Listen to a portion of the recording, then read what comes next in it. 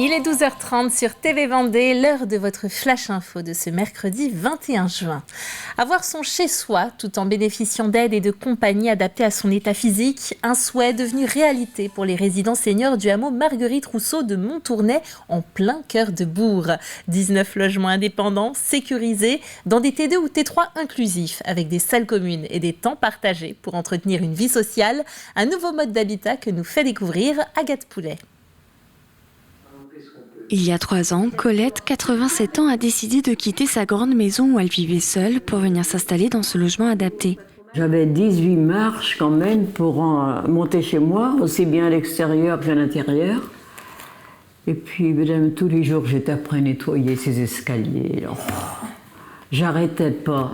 Et puis, quand je me suis retrouvée là, vraiment, hein, c'était le paradis, c'est le paradis où je suis. Colette se sent chez elle et elle compte bien garder son indépendance. C'est différent des EHPAD, hein. On a notre liberté là, et puis tout pendant qu'on est autonome, on fait ce qu'on veut chez soi. Pendant que je pourrais garder mon autonomie, je resterai ici. Hein.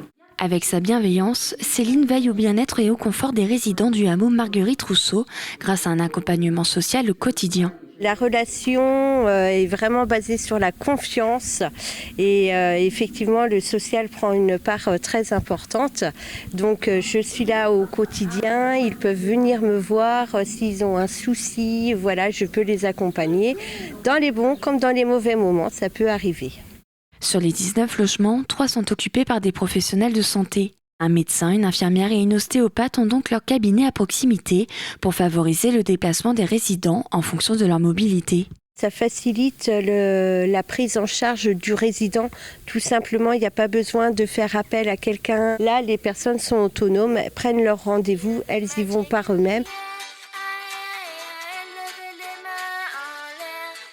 Chaque après-midi, Céline propose des animations diverses et variées sur la base du volontariat.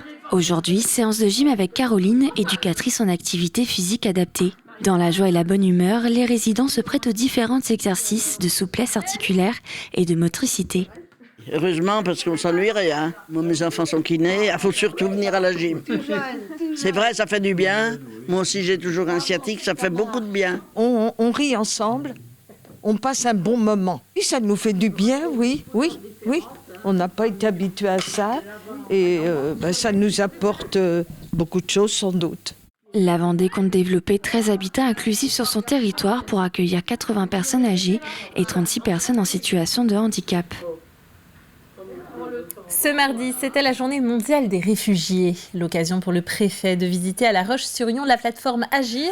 Agir pour accompagnement global et individualisé des réfugiés. La Vendée est l'un des 26 départements pilotes inclus dans ce programme. Il doit permettre aux bénéficiaires de la protection internationale d'obtenir de l'aide dans leur recherche de logement et d'emploi. Objectif, permettre à au moins 6 réfugiés sur 10 de trouver un travail et à 8 sur 10 un logement. Nous avons créé une plateforme qui est chargé d'accueillir, d'accompagner tous ces réfugiés de les intégrer, c'est-à-dire de leur trouver un logement, puisqu'ils sont normalement accueillis dans un dispositif d'accueil, mais quand ils sont réfugiés, ils doivent sortir de ce dispositif d'accueil pour laisser la place à d'autres demandeurs d'asile. Et puis, il faut les accompagner, vous voyez bien, dans l'apprentissage de la langue, dans le règlement de dossiers, on va dire, sociaux, vis-à-vis de la CAF, des organismes sociaux, et puis leur trouver un travail. Donc c'est ça l'objectif et c'est pour ça que je suis venu ici. Donc cette plateforme est chargée à terme de suivre 300 réfugiés. Et le groupement Agir Ensemble 85 est porté par SOS Solidarité, les associations Solia, CFP Presqu'île, Retravailler dans l'Ouest et Face Vendée qui en font aussi partie. Pour une première, c'était une réussite. La maison de retraite Charles-Marguerite d'Esnay a organisé sa première élection de Miss Mamie des résidences du Rouleau. Et si le jury, composé de Miss Vendée et ses dauphines ainsi que du conseil municipal des enfants d'Esnay, n'a distingué qu'une seule Miss parmi les 26 candidates, c'est en fait toute la maison de retraite qui a vibré. Retour en images sur ce joli moment. La première Miss Mamie du Rouleau 2023 est Miss Marie-Marguerite.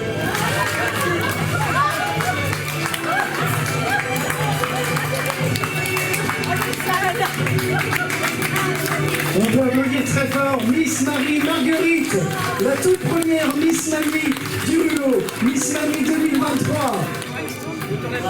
Joli moment d'émotion à la maison de retraite Charles-Marguerite d'Esnay. La première élection de Miss Mamie des résidences du Hulot a mis des paillettes dans les yeux. C'est un grand plaisir, vraiment, et merci à tout le monde. Tout le monde est attentif, il y a des sourires partout, il y avait des enfants. J'ai admiré une personne avec un chignon, elle était très belle. Et j'avais une robe que j'ai toujours traînée avec moi, qui était le mariage de ma nièce. Alors j'ai voulu la mettre, il y a longtemps que je ne l'avais pas mise. 26 résidentes se sont portées candidates. Elles ont bénéficié d'une mise en beauté le matin avant le grand défilé, sous les yeux de nombreux proches venus pour l'occasion, mais aussi de Miss Vendée et de ses 2 dauphines. Moi, j'ai jamais vu, j'ai jamais entendu parler de ça, donc peu importe l'âge, on peut être belle, et peu importe la forme, la taille, peu importe les pathologies aussi, parce que certaines ici, je pense, peuvent avoir certaines pathologies, et peu importe tout ça, on peut être très jolie à sa manière, avec un déambulateur, avec des fleurs dessus, c'est magnifique. Ça peut être une autre forme de beauté. Renforcer l'estime de soi, donner une occasion de se faire belle, faire passer un bon moment aux résidents. Ici, on en est sûr, cette élection de Miss Mamie aura désormais lieu chaque année. Le collège Sainte-Marie de Chavagne-en-Paillé, premier de France, le tout premier établissement à se lancer officiellement dans le dispositif de l'heure civique. Les 420 élèves de l'établissement privé s'engagent à donner 1 heure de leur temps chaque mois pour aider son voisin ou quelqu'un de la commune voisine. La mise en place d'un dispositif qui allait de soi pour la chef d'établissement. Au sein du collège, depuis quelques années, nous avons une option qui s'appelle Projet Citoyenneté. 2 heures par semaine, une vingtaine d'élèves mènent des projets en faveur des associations humanitaires, solidaires et de la commune.